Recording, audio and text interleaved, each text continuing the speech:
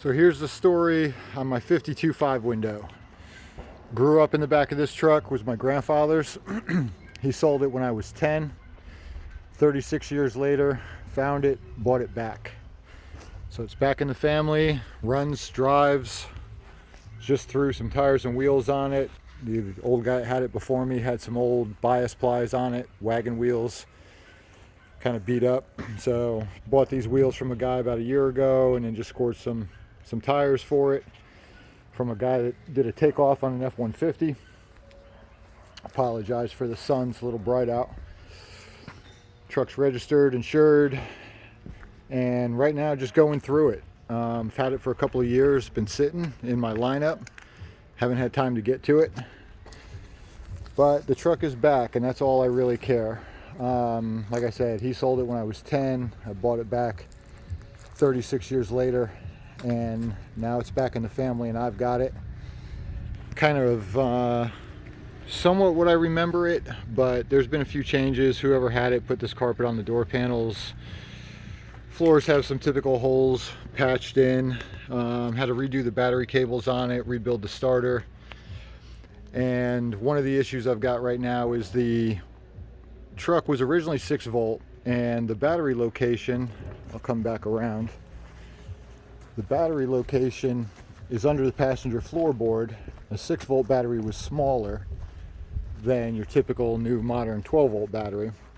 So there's a compartment down here in the floor with a kind of an angle bracket that holds the battery, and it's just a hair too small to fit a newer battery in it. So I'm going to modify that, keep the battery in the factory location. One of the things that was done over the years was it was converted over to 12 volt, and you'll see that battery tray made out of plywood bolted to the firewall. My grandfather made that and had the battery there, which is right above the starter, fairly close. And I guess it stayed like that for years. There's a few miscellaneous things with this truck, as in stuff my grandfather did. You can see that hose spigot valve on the heater line, which is something he did, pretty cool. And I don't know if you can see it or not, but there's a wine bottle for the overflow for the radiator with a piece of plumber's strap screwed to the inner fender. And if you ever have a vacuum leak, just throw a number 2 pencil in the line and it'll get you out of a jam. So a few miscellaneous things, which is really cool after all this time to get the truck back. And there's still some touches that he, that were never changed, that were original to my grandfather. Did I cleaned out the fuel tank, new fuel line, fuel filters, and brakes have been gone through. It's got new brakes on it. Front shoes have to be adjusted. It's got drum all the way around. Truck's got some leaks. It's got a couple of transmission covers on the 4-speed that are leaking, probably some seals. Other than that, underneath of the truck is pretty clean for what it is. I know this back bumper made out of diamond plate was something that the last owner did, and it's pretty beefy. I don't know, it's going to stay for the moment. And if I remember correctly, I'm not sure, but I think I remember as a kid, I remember my grandfather replacing this bed, and I think this is a bed that he did back then, out of oak. And I also remember back when I was little, there was a chemical called couponol that was used as a weatherproofing, kind of like the new modern stuff that they use for pressure treated.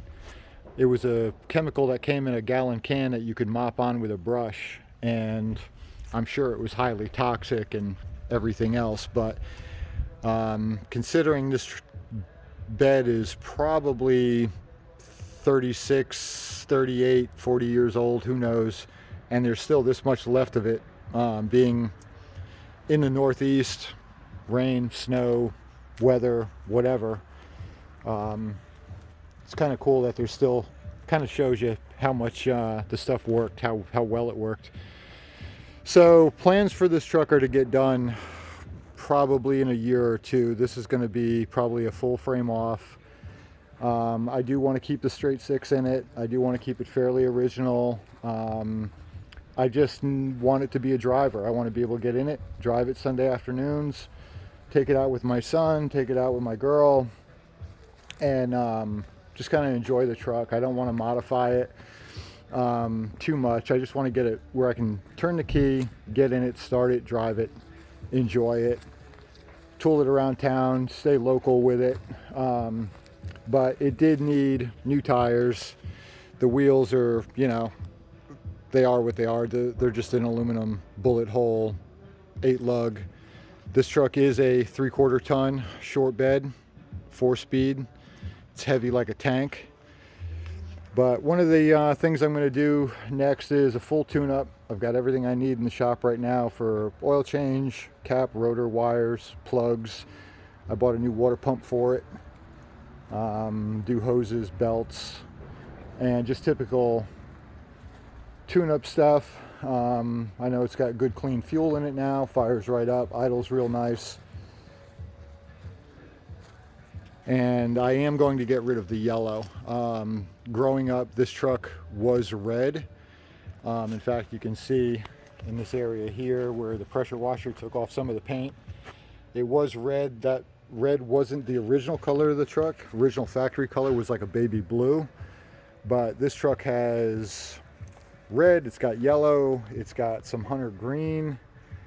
I think it's got some black in some places.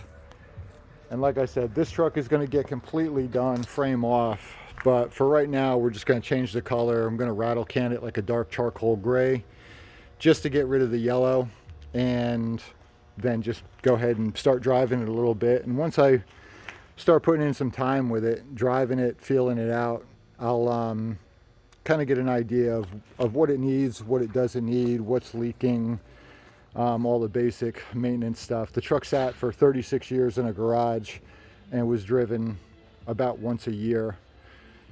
So at least it was started and it was ran and it moves, and like I said, it idles great.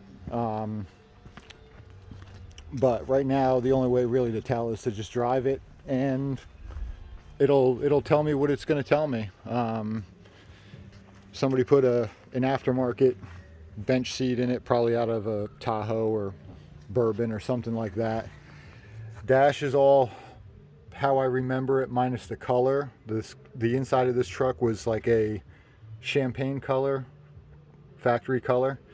Somebody painted the dash brown, and in fact, if you can see in here, that's really the factory color. It's kind of a grayish champagne color. But the original seat base is kind of half rotted out. This seat isn't bolted down, it's just thrown in there. A few miscellaneous holes in the floor, and stop signs and dead end signs and random sheet metal. One thing I do need to address is I believe the driver's side cab mount is probably rotted out. The body's sagging just enough for the brake pedal and the clutch pedal to rub the openings when you press them in. They're just scraping a little bit, so I think the body sagged a little bit. But then I've got to figure out a couple other small things. The heater box, I'm going to go through that and kind of straighten out some of the wiring. Somebody put an aftermarket radio in it. This truck never had a radio growing up.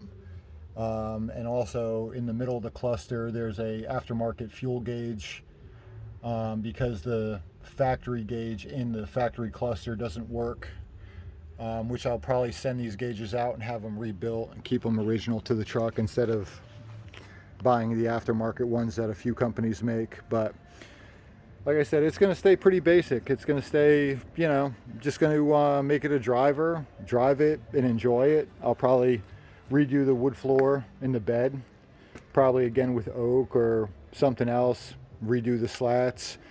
Truck does need some metal work. It's got some dents in it. But it's just stuff that I don't really care about a whole lot. It's stuff that I can address, little things, drive it, enjoy it for a couple of years, and then when I get into it, I'll get into it full blown, and every single thing will get done and fixed and patched and addressed and whatever. But for right now, I just love the fact that I've got it back. I love that it's back in the family, and that it never never got modified in any way really, because it's hard to find a 5 window that hasn't been swapped onto an S10 frame or small block swap or chopped or any of that. So I'm glad that the truck is really, like, probably minus the paint, the bench seat, and the tires and wheels, it's pretty original to what I remember.